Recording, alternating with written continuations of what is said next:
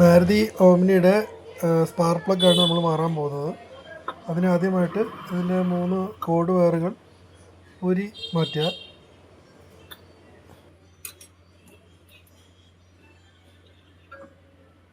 അതിനുശേഷം പ്ലഗ് അടിക്കുന്ന ടൂൾ എടുക്കുക. ഇത് പ്ലഗ് അടിക്കുന്ന ടൂളാണ്, 21ൻ്റെ ബോക്സാണ് പ്ലഗ് അടിക്കുന്ന ടൂള്.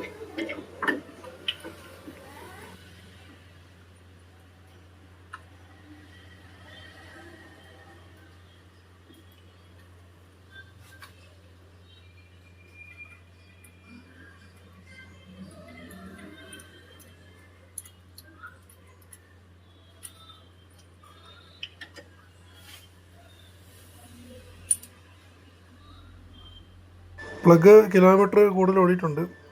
പ്ലഗ് ഡാമേജ് ആണ്. ഏത് 3 പ്ലഗ് ഉണ്ട്. അത് 3 പ്ലഗ് നമുക്ക് മാറണം. ഇതാണ് 3 പ്ലഗ് പുതിയ നമ്മൾ മേടിച്ചിട്ടുണ്ട്.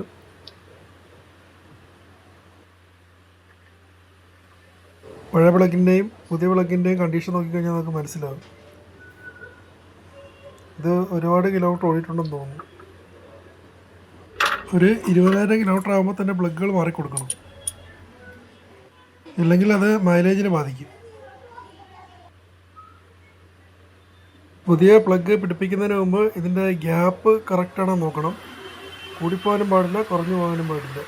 ഫീലർ ഗേജ് വെച്ച് കറക്റ്റാണെന്ന് ചെക്ക് ചെയ്യണം.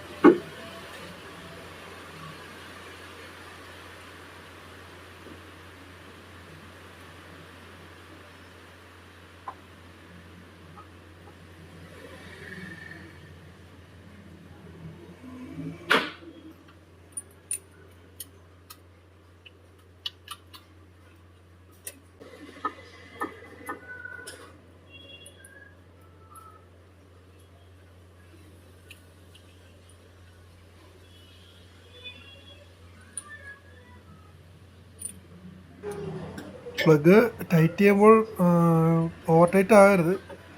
കറക്റ്റായിട്ട് ത്രെഡ് കറക്റ്റായിട്ട് വെച്ച് പിടിപ്പിച്ചതിന് ശേഷമേ ടൈറ്റ് ചെയ്യാവുള്ളൂ. ഓവർ ടൈറ്റ് ആയിക്കഴിഞ്ഞാൽ പ്ലഗ് ഒടിഞ്ഞു പോകും. പിന്നീട് പ്ലഗ് ഊരിയെടുക്കണമെങ്കിൽ ചിലപ്പോൾ നമുക്ക് ഹെഡ് ഇളക്കേണ്ടി വരും.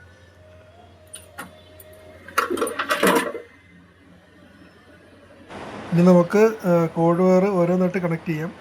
First cylinder, second cylinder, third cylinder, ഇങ്ങനെ ഓരോന്നായിട്ട് കൃത്യമായിട്ട് കണക്ട് ചെയ്യണം. അങ്ങോട്ടും ഇങ്ങോട്ടും കോഡ് വയർ മാറിപ്പോയി കഴിഞ്ഞാൽ വണ്ടി സ്റ്റാർട്ടാകത്തില്ല. ഏറ്റവും നല്ലത് ഓരോ കോഡ് വയർ അഴിച്ച് ഓരോ പ്ലഗ് മാറ്റി മാറ്റി കൊടുക്കുന്നതായിരിക്കും. അതപ്പോൾ മാറിപ്പോകത്തില്ല. ഇനി നമുക്കിത് സ്റ്റാർട്ട് ചെയ്ത് നോക്കാം.